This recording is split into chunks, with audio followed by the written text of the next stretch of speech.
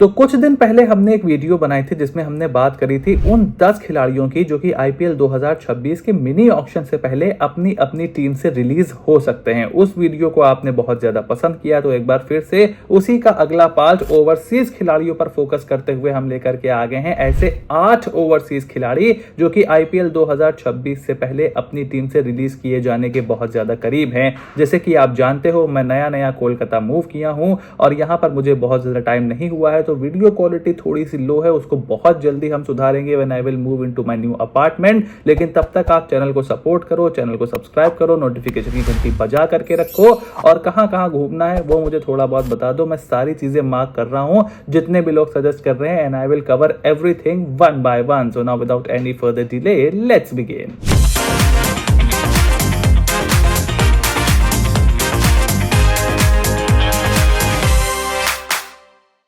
देखो, सबसे पहला ओवरसीज प्लेयर जिसके रिलीज होने की खबर एकदम ही से मार्केट में आई है और पूरी तरीके से छा गई है, वो है मिचेल स्टार्क। देखो, मिचेल स्टार्क को पिछले साल तकरीबन 12.25 करोड़ की रकम में अपनी टीम में शामिल किया था दिल्ली कैपिटल्स ने। परफॉर्मेंस भी उतनी खराब नहीं थी, but looks like they were not satisfied with Mitchell Starc और इसीलिए अब उनको ऑफलोड करके शायद किसी और प्लेयर को यहां पर टारगेट करने का वो प्लान बना रहे हैं। मिचेल स्टार्क हाल फिलहाल में T20 इंटरनेशनल से रिटायरमेंट ले चुके हैं। हो सकता है ये कम्युनिकेशन हो गई हो कि अब वो आईपीएल नहीं खेलेंगे, शायद उनकी बॉडी नहीं साथ दे रही है। हालांकि मिचेल स्टार्क ने बोला था कि वो आईपीएल खेलेंगे और बाकी लीग्स भी खेलेंगे T20 की। So will have to wait and watch कि क्या होता है। शायद उनको लगता है कि हम इससे कम रेट पर भी मिचेल स्टार्क को उठा सकते हैं, इस वजह से वो रिलीज करने की खबर निकल करके आ रही हो। लास्ट मोमेंट में रिटेन भी कर सकते हैं, उसमें कोई बड़ी बात नहीं है, but at this moment Mitchell Starc को रिलीज किया जा सकता है दिल्ली कैपिटल से, ऐसी अपडेट निकल करके आ रही है और वो होंगे इस साल के सबसे बड़े रिलीज। उसके बाद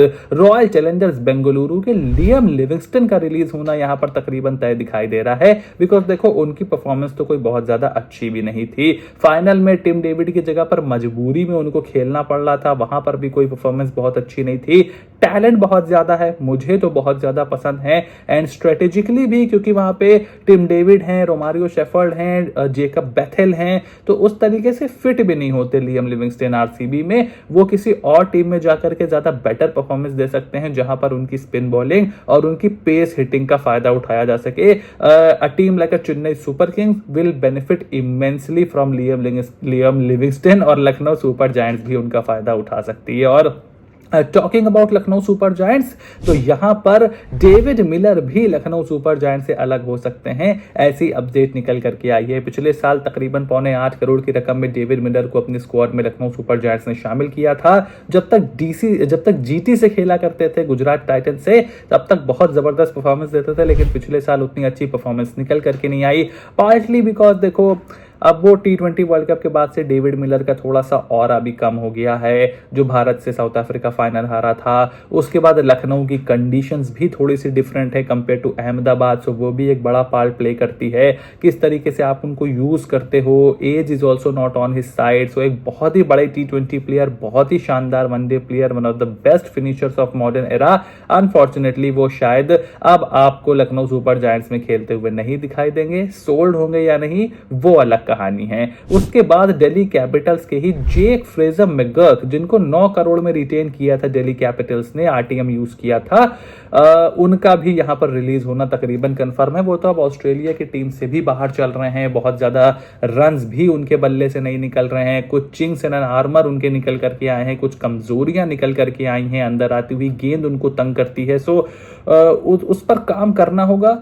बिक जरूर जाएंगे, हो सकता है दिल्ली कैपिटल्स ही सस्ते रेट में खरीद ले, बट 9 करोड़ तो पिछले साल ही उनके लिए ज्यादा था मेरे हिसाब से, तो इस साल तो उनके रिटेन होने का मुझे तो कोई बहुत ज्यादा चांस नहीं दिखाई दे रहा है। उसके बाद कोलकाता नाइट राइडर्स के फास्ट बॉलर एनरिक नॉर्किया भी आईपीएल 2026 से पहले रिलीज हो जाएंगे, ये तो देखो पूरी तरीके से कंफर्म है। पिछले साल ठीक ठाक रकम में खरीदा था एनरिक नॉर्किया को कोलकाता नाइट राइडर्स ने, और एक समय पर साउथ अफ्रीका की टीम के लिए 3 फॉर्मेट बॉलर हुआ करते थे, इंटरनेशनल इंटरनेशनल क्रिकेट में उनका रौला हुआ करता था। रबाडा और नॉर्किया की कुछ सालों पहले तक जोड़ी हुआ करती थी, बट इतनी ज्यादा इंजरीज हुई है बेचारे एंड्रिक नॉर्किया को कि उनका करियर पूरी तरीके से डीरेल हो गया है। लास्ट ईयर भी उन्होंने केकेआर के लिए कोई बहुत ज्यादा मैचेस नहीं खेले थे। हालांकि केकेआर को पसंद बहुत है ऐसे गेंदबाज जो कि तेज बॉलिंग करें, फास्ट बॉलिंग करें, 145 150 दम से आकर के डाले, बट आप मैच ही नहीं खिला पाओगे और वो पिटेगा तो फिर आप ये किस काम का।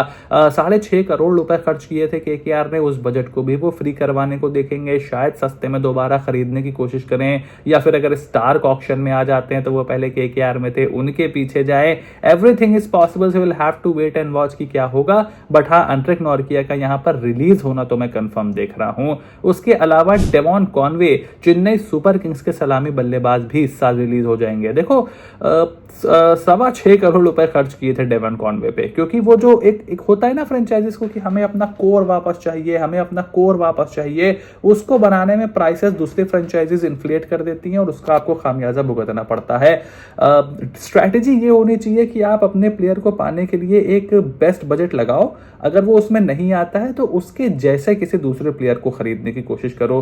कोई भी फ्रेंचाइजी मुझे तो याद नहीं पड़ता ऐसा करती है, और इसीलिए सीएसके ने इतना पैसा उनके ऊपर खर्चा किया था। बट अब जब उनके पास आयुष मात्रे, ऋतुराज गायकवाड़ की ओपनिंग जोड़ी है, डेवॉल ब्रेविस के रूप में एक मिडिल ऑर्डर ओवरसीज बैटर है, तो एक और ओवरसीज बैटर वो शायद टीम में ना डाल पाए, और इसीलिए डेवॉन कॉनवे को रिलीज करके वो अच्छा खासा बजट अपना फ्री कर लेंगे। फिर संजू सैमसन को भी तो टारगेट करना है। उसके अलावा वनिंदु हसारंगा फ्रॉम राजस्थान रॉयल्स, उनके रिलीज किए जाने की खबर भी निकल करके आई है। हालांकि संगाकारा दोबारा से हेड कोच हैं राजस्थान रॉयल्स के, तो क्या उससे डिसीजन इन्फ्लुएंस होगा?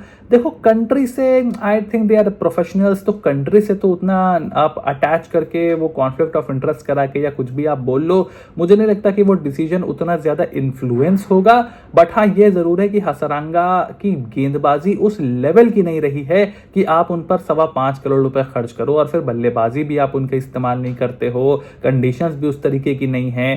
So until and unless Hasaranga कोई बहुत ही बढ़िया इंटरनेशनल क्रिकेट में कर देते हैं या इस तरीके की कोई चीज हो जाती है, तो शायद आप उनको रिटेन करो। बट आई डोंट थिंक कि इस रकम में वनिंदु हसारंगा रिटेन होने वाले हैं। और उसके बाद अगला प्लेयर जो यहां पर रिलीज हो सकता है बिफोर द आईपीएल 2026, वो है ग्लेन मैक्सवेल। देखो, ग्लेन मैक्सवेल को एक बार फिर से पंजाब किंग्स ने अपनी टीम में शामिल किया था, और एक बार फिर से उन्होंने पंजाब किंग्स के साथ वही किया जो वो हमेशा करते आए हैं। परफॉर्मेंस बिल्कुल भी निकल करके नहीं आई, फिर इंजर्ड होकर वापस भी चले गए, उनको वहां पर रिप्लेस कर लिया ओवेन जोन्स ने, एरन हार्डी वहां पर हैं, अजमतुल्ला उमर जाय वहां पर हैं, मार्कस स्टोइनिस वहां पर हैं।